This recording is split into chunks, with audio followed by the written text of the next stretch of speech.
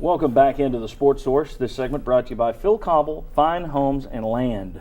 Phil and his team aim to serve as East Tennessee's boutique realtors. Since 1980, Phil has treated his clients like friends, not commodities. That's why you see such beautiful homes like this one on St. Ives Boulevard here in Knoxville, listed with Phil Cobble, Fine Homes and Land. Call Phil this week. That number you saw on the screen, that's his direct line. Call Phil this week to talk about this home, other fine homes, or perhaps selling your own home. Phil Cobble, Fine Homes and Land. All right, let's talk a bit more about the SEC scheduling plan, just kind of quick in this segment. They made sure to tout the fact that, yes, we're staying with 8 games, but now on, every school in the league is mandated to play one team from one of the other Power 5 conferences, Pac-12, Big 12, Big 10, ACC. The immediate response from around the nation was, so Texas AD Steve Peterson came out and said, everybody else already does that. Don't act like this is a big celebration. And the Pac-12 coaches came out and said, everybody already does this. Stanford's David Shaw went a little further. He had this to say, play your conference. Don't back down from playing your own conference. It's one thing to back down from playing somebody else, but don't back down from playing your own conference. Guys, with a new playoff selection committee taking control of the path to the championship this year, has the SEC hurt its chances at all with its schedule when most other leagues are going the 9+1 route and the SEC is trying to hold fast with 8+1? No, if you take care of your non-conference schedule. If you're Georgia, which Georgia's playing Clemson and Georgia Tech, they've covered themselves. So if you're on a committee and you're going to say, I'm giving this team a benefit because they're playing non-conference game and this one because they played 8, then you need to be kicked off the committee. Look at the games you play.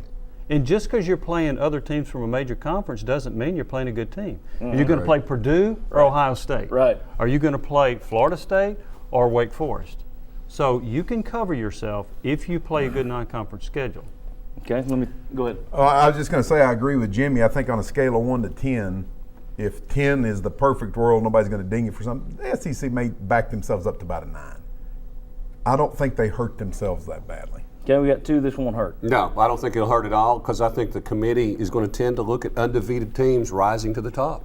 And if you're undefeated, that's where you're going to be in their rankings. I kind of look at this as the Vanderbilt rule, though, because Vanderbilt tries to schedule as weak of a non-conference as they can, including the Wake Forest. And, They go Wake Forest and Northwestern. Yeah. But this way, I don't think it really matters that much at all. I really don't. Mike?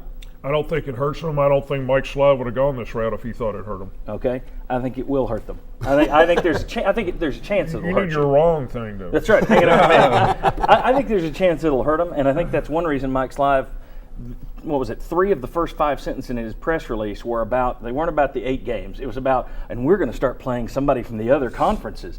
I think he knows that you're going to be playing less than the other guys. Let's show you what the other guys are going to do first, and I'll tell you why I think it could hurt.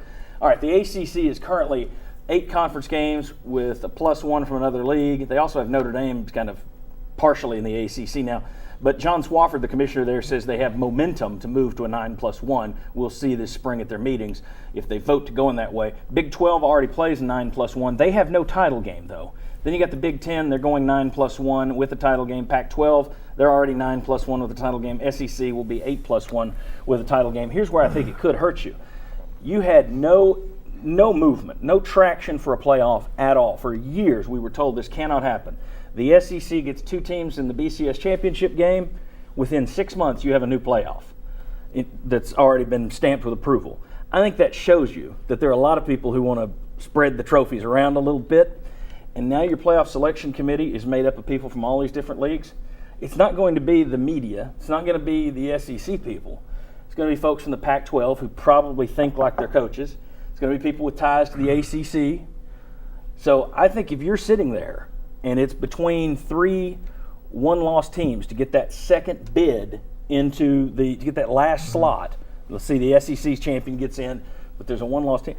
I think you've given them an excuse to say, well, the other team played 10 good games, you only played 9. Now, you're right. Those big teams can schedule themselves around if they choose to. Mm-hmm. But they're also going to use some sort of strength of schedule formula like the BCS was, and here's the problem with that. What do we know about that? It's not just who you play, it's who your other teams play, who your opponents play. And if you've got Ole Miss and Vandy and Mississippi State scheduling 3 cupcakes, that could come back to bite an Alabama who scheduled strongly. Here's the thing, too. If you're doing your job on the committee, the SEC in a given year has had as many as 8 ranked opponents, ranked teams, right? Well, what if if the Pac-12 has 3? Even your 8-game schedule could be tougher than a 9-game schedule from another conference if they only got 2 ranked teams. So to me, it depends. Could it hurt them? Yes.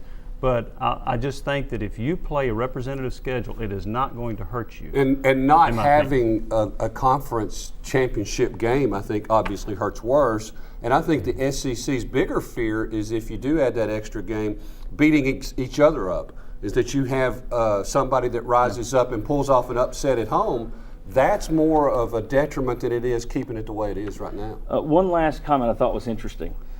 Bill Hancock, who used to be the leader of the BCS, now he's the head of the new playoff. He said this week that the spots in the playoffs will go to the best teams, not the most deserving. I don't know what that means. I don't either. Because usually the best teams are the most That deserving. sounds kind of worrisome to me. Let's Best team's get not Les the most. Miles to interpret that. Yeah, really. I mean, the best team's not the most deserving. What? I still, my fear here, and I'm a cynic.